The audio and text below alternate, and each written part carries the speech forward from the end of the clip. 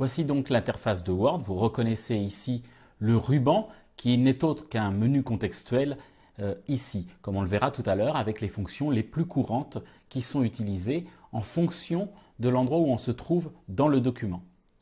Alors ce que je vais faire tout de suite, c'est que je vais aller ouvrir un fichier ici. Donc je vais dans le menu Fichier et je vais faire Ouvrir pour récupérer mon fichier. Alors j'ai préparé un petit fichier ici sur le quantitative easing. Je vais l'ouvrir et nous voici sur le fichier. Alors vous voyez que c'est un fichier plat en quelque sorte, il n'y a aucune mise en forme. On va justement faire un petit peu de mise en forme au niveau de ce fichier. Alors première chose sur l'interface, vous découvrez en bas les fonctions de zoom. On a la possibilité ici de zoomer sur le fichier afin de mieux voir tout ça. Alors on va se remettre ici à 100%. Ce qui nous convient ici. Vous avez aussi un certain nombre d'informations statistiques en bas à gauche ici, comme le nombre de pages et éventuellement le nombre de mots ici qui est présent sur le document. Alors vous voyez qu'en bouton droit, je peux régler la totalité de ces statistiques pour m'afficher d'autres éléments dans la barre d'état. Alors, qu'est-ce qu'on peut commencer par faire ici? On peut tout à fait utiliser ce qu'on appelle les styles. Sous Word, les styles, c'est quelque chose qui est important parce que ça va nous permettre de structurer un petit peu notre document.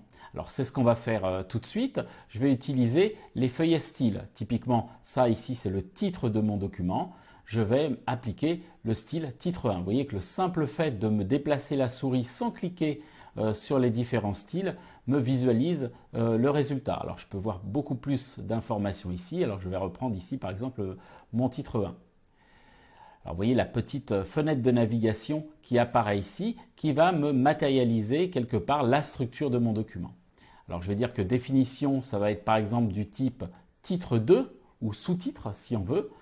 Ampleur du quantitative easing, ça va être aussi titre 2 par exemple, etc. Donc je vais structurer ici mon document. Alors c'est beaucoup plus intéressant de structurer le document ici avec des styles que de faire ça. J'aurais pu effectivement surligner une partie, puis le mettre en gras, italique ou plus gros, ou et comme ça faire un titre. Non, car là, en plus du formatage, je garde la source de ce formatage qui va me permettre ensuite, on le verra dans un autre tuto, de créer des documents structurés avec par exemple une table des matières. Alors, je vais aller un petit peu plus bas, voilà encore un sous-titre.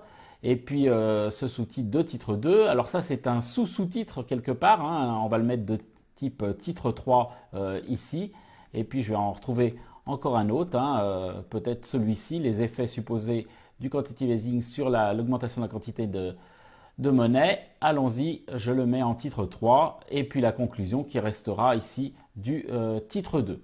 Voilà, mon document est fait. Alors vous remarquez ici, on repère la structure du document. Donc c'est quelque chose qui est très intéressant ici. Alors on va fermer cette petite fenêtre de navigation. Je vais naviguer ici dans mon document pour vous montrer que bien sûr on dispose d'autres fonctions. Si par exemple quantitative easing ici, je veux le mettre en italique, je le surligne. Vous voyez qu'automatiquement il m'a fait apparaître un petit menu contextuel où je peux choisir tout simplement italique. Je peux aussi, pourquoi pas, éventuellement choisir ici la couleur. On va prendre par exemple de l'orange ici pour mettre tout ça. Alors j'ai aussi tout un tas de fonctions. On va reprendre ici par exemple la Fed qui réduit progressivement. On va mettre tout ça en gras. Je peux aussi directement aller dans la barre, dans le ruban au-dessus pour changer mes différents éléments de formatage. Donc comme ça, je peux comme ça présenter la totalité de mon document et lui donner une structure. C'est ce que je viens de faire ici. Donc ça, c'est les fonctions vraiment de base de Word que l'on a pu découvrir ici. Alors, on peut aller un tout petit peu plus loin et on ira plus loin dans d'autres tutos. Je peux notamment aller ici en mode révision pour pourquoi pas faire une vérification grammaticale de la totalité de mon document, à la fois d'orthographe et à la fois grammaticale. Alors au passage, je peux vérifier aussi les langues qui vont s'appliquer. Je vais sur le petit onglet ici, langue, je vais choisir ma langue. Par défaut, on va regarder la langue de vérification. Voilà, vous voyez on peut le choisir dans tout un tas de langues. Il définit automatiquement, vous voyez, il détecte automatiquement la langue ici. Là, j'ai choisi le français par défaut. Je dis OK et là, je peux vérifier la totalité de mon document. Et voilà, il m'a vérifié la totalité de la grammaire et de l'orthographe de mon document.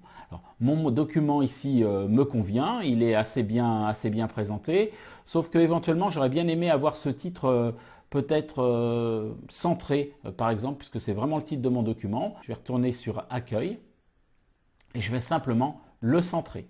Pareil ici pour tout ce qui est de titre du type titre 2 ici. Alors je ne voudrais pas vraiment utiliser cette couleur là, mais je voudrais par exemple le mettre en orange. Alors hop, je vais mettre de l'orange ici. Alors si vraiment je veux qu'il reproduise tout ça sur tous les titres 2 de mon document, alors je vais aller reprendre titre 2 ici, voilà. Alors, vous voyez qu'il m'a remis ça tel que je l'avais mis initialement. Je vais faire bouton droit de la souris et là je vais dire mettre à jour le titre pour correspondre à ma sélection étant ici orange. C'est ce que je vais faire, vous voyez, automatiquement, il m'a changé la totalité des titres 2 en orange.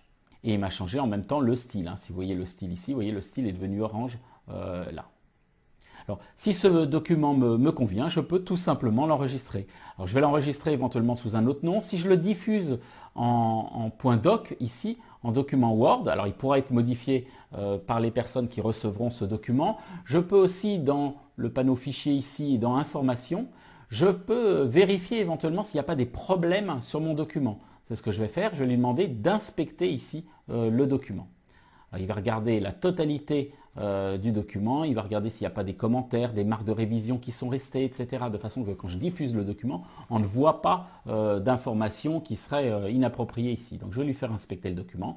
Voilà, il a inspecté. Alors tout est bon, sauf ici, il me dit attention, vous avez mis des propriétés du document, il y a l'auteur du document qui reste dans le document. Bon, l'auteur c'est moi, c'est pas confidentiel et je peux enregistrer ici mon document directement sur mon poste de travail. Je peux également enregistrer ce document directement en PDF. Alors je vais faire enregistrer sous